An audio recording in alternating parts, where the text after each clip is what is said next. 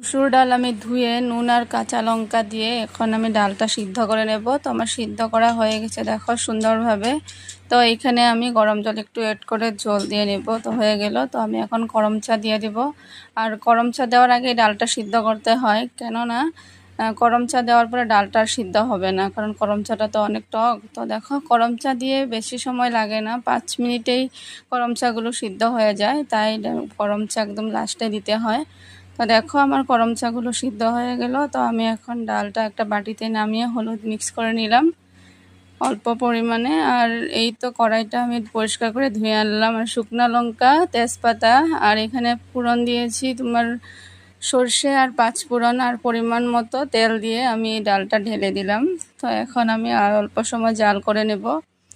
তো দেখো কি সুন্দর হয়েছে। আর গরম চার ডাল আমি আজকেই প্রথম বানিয়েছি।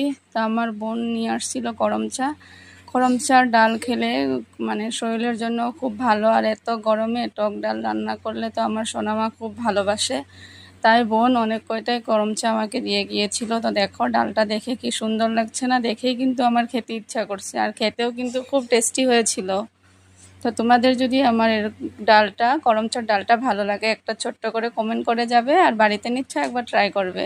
তো সবাইকে শুভ দুপুর, ভালো থাকো, টাটা।